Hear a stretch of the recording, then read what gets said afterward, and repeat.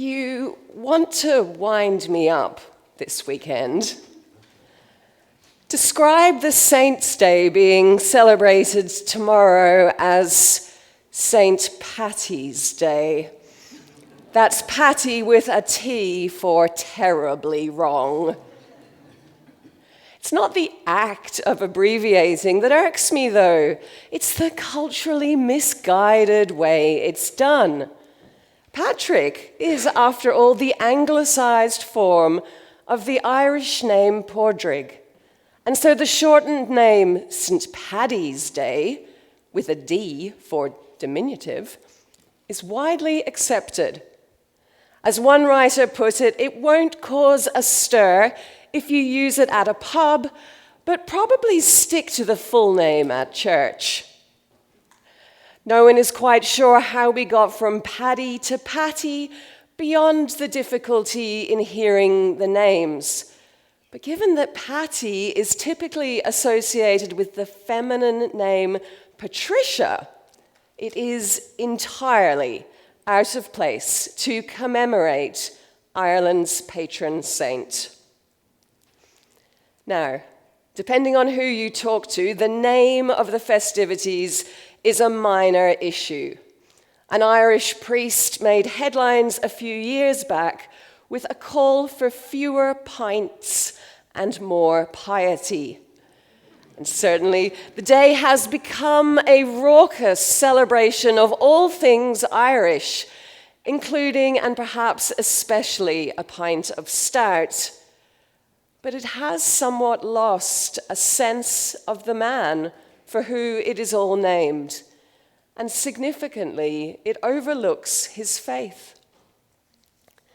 Which is a pity, because St. Patrick is a saint for our time. St. Patrick is a saint who has struggled with the challenge that our readings highlight of living with faith in our world. Scholars will argue about when exactly Patrick was born, but it's generally agreed that he was born into a well-to-do family, and his father was a senator and a tax collector in an unspecified Roman British city, somewhere on the western side of the British Isles. Patrick was also born into a Christian family. His father served as a deacon, and his grandfather was a priest. Yet Patrick was not a strong believer in his youth, and indeed he would later write that he considered himself at that time to be idle and callow. Life was to shake Patrick from this complacency. At the age of 16, he was captured by a group of Irish pirates and taken to Ireland, where, as a slave, he worked as a shepherd for 6 years. This period became a spiritual turning point for Patrick. With nothing left in the world to lose, Patrick felt God's mercy and forgiveness, and his faith grew through prayer. Guided by a heavenly voice, Patrick would then escape his captivity and return home, where he continued to study Christianity. He was ordained and consecrated as a bishop before returning to Ireland as a Christian missionary. At this point, St. Patrick's awareness of the conflict between his faith and the world became acute. Now, the details are sketchy, but it does appear as though charges of financial impropriety had been made against Patrick, and he had to defend himself. In an account of his life, Patrick described the changes he made in order to refute the charges. He returned all the gifts which wealthy women had given him, and he would not accept payments for baptisms nor for ordaining priests, and he refused to accept gifts from kings and judges. Reading between the lines here, you can detect an environment where the values of the world, of seeking patronage and exploiting favors, they were the norm, and rejection of these values made one an outsider. St. Patrick grounded his ongoing ministry and his enduring faith then on prioritizing his relationship with God over his relationship with the world. And in doing so, he joined a Christian tradition that, as we see in our readings, stretched back through Paul into the Old Testament and the people of Israel. It is a difficult history filled with conflict and confrontation, illustrated with the stories of people who faced tough choices and made hard decisions, taking strength from their relationship with God. As Rahab did, risking her life in the city of Jericho to shelter the Israelite spies. Rahab is vividly clear about what motivates her choice as she says to the spies, "For the Lord your God is God in heaven above and on the earth below." God in heaven above and on the earth below. An all-encompassing God that Rahab desired to follow, and for whom Rahab would defy the expectations of her earthly ruler. There is a part of me that envies Rahab, her clarity, because I don't think right now it is as easy to see God on the earth below. And this is not just because of the many ways the spiritual foundations of our Christian world may be shifting. I'm less concerned about perceived external threats to Christianity than I am by the way in which it is distorted from within. I'm troubled by the growing distance between what I read in the Bible and how I see so-called Christians living and the values they implicitly champion. Because we are creating a crisis of faith where more and more people struggle to follow God because of the disconnect between what someone declares they believe and how they behave. I saw this in recent weeks when the world's richest man described empathy as a weakness, a view not only tolerated by many of his Christian enablers, but actively encouraged and even described as a sin. Attempting to understand their rationale, I briefly fell down an internet rabbit hole of twisting definitions and spurious edge cases where compassion could be manipulated and distorted, dragging you into a treacherous web of mind games, all trying to pull you further and further away from the heart of the matter. Love thy neighbor. Or, in the probably paraphrased words of Gandhi, I like your Christ. I do not like your Christians. Your Christians are so unlike your Christ.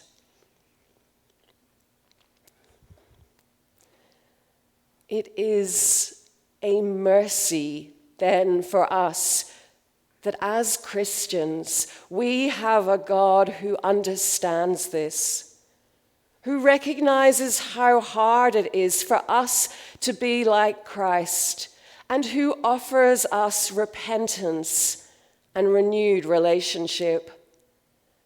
And while every day is an opportunity for reconnecting with God, the season of Lent is precisely intended for us to reflect on and deepen our relationship with God.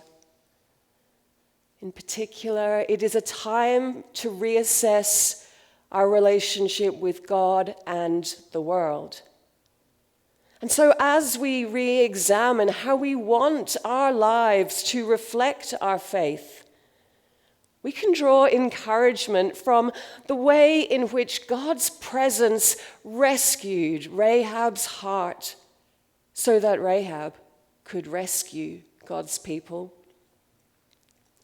Now, Rahab's story is not especially well known from the Old Testament, and it's interesting to see some theologians grapple with her role.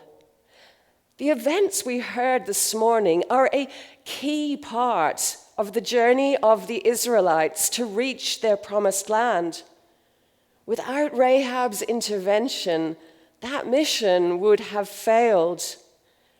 And yet you can read reams of commentary talking about the stigma and shame of Rahab's life, of how peculiar it was that the Israelite spies would listen to the advice of one of their enemies, let alone one who was also a prostitute and a liar.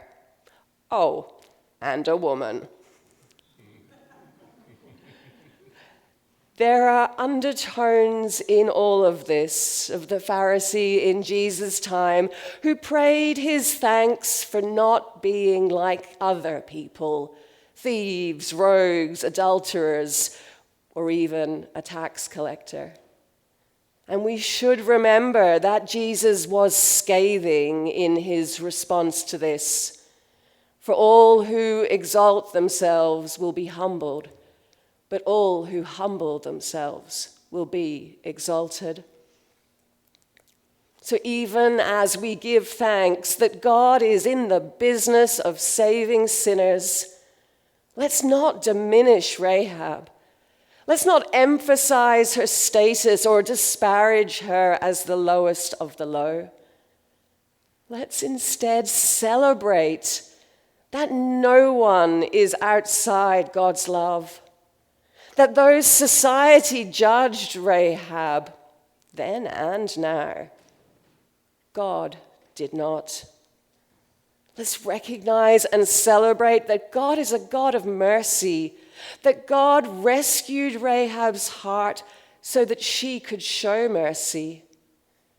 And let us appreciate the miracle that a woman who had not received mercy in her life could see the path of mercy that she was to take.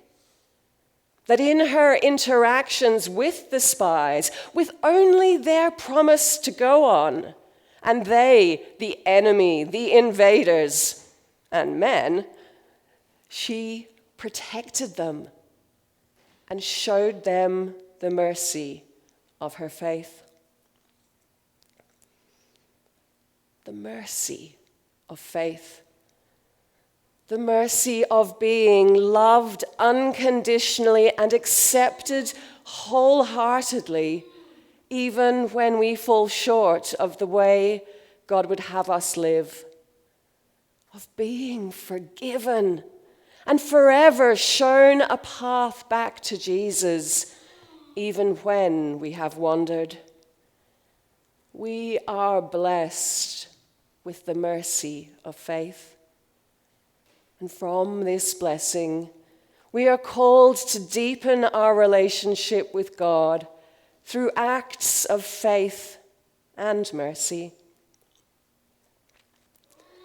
Reflecting on this, I was reminded of a popular story, originally from the 1960s, that describes a grandfather sharing some of life's wisdom with his grandson. A fight is going on inside me, he tells the boy. It's a terrible fight between two wolves. One is bad, He is anger, fear, hate, jealousy, and envy. One is good. He is hope, kindness, joy, love, and optimism. The boy asks, "Which wolf will win?" And the grandfather replies, "The one I feed." A fight is going on around and inside us. It is a fight between the world that would have us hate, fear, judge, and condemn, and our faith that calls us to love, accept, hope, and forgive. And in response to this fight, we are, as Paul writes, to be citizens of heaven, to follow the example of Jesus and reject the claims of earthly things. It's a challenging standard to aspire to. And perhaps, given that this is the season of Lent, a time of renewal and forgiveness, perhaps the most merciful thing to recognize is that at times the standard is out of reach. None of us can escape the world.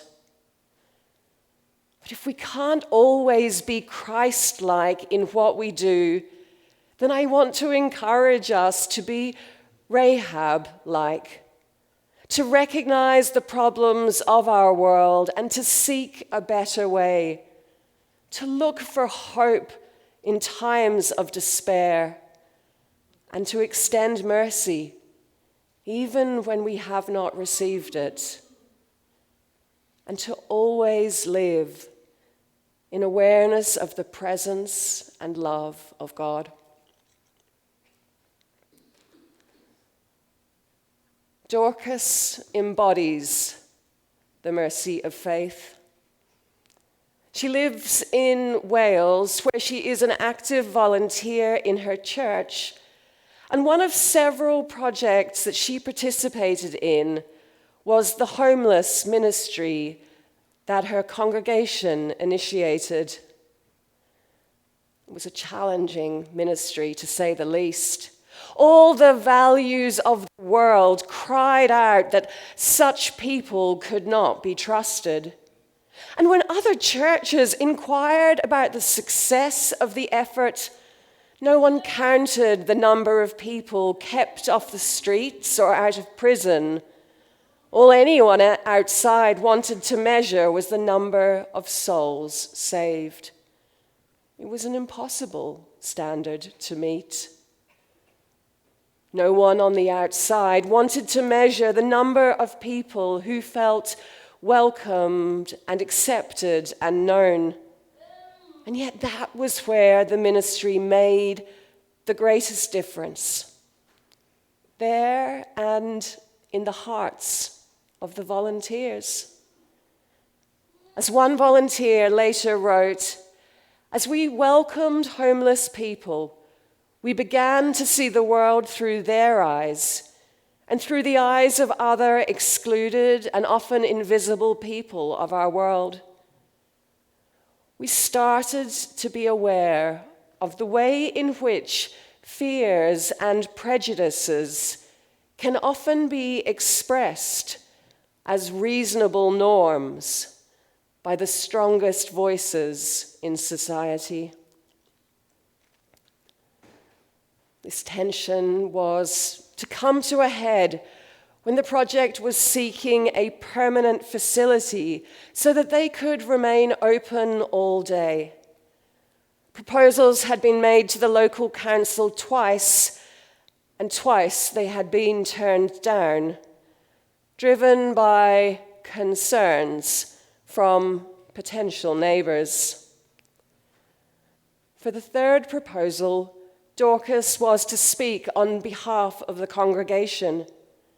She described how her initial caution and concern had been erased as she had come to see and understand their homeless clients as human beings who who were just like her, people with a mixture of fear and joy in their hearts, longing for love, each and every one of them created in the image of God.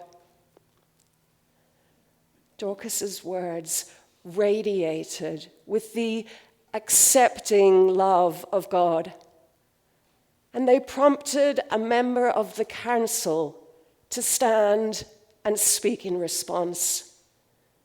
He was a middle-aged man dressed in a smart suit, well off and clearly an insider in the decision-making process. "I wish there had been a facility like this," he said, "back in the days when I was homeless."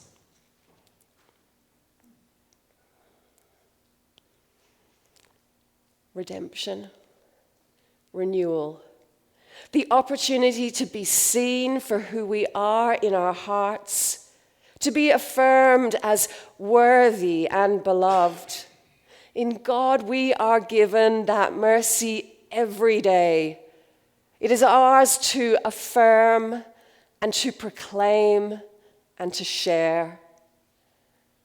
And as we do so, let's also strive to become more aware of the way in which fears and prejudices are distorted to sound like reasonable norms by the loudest voices in society.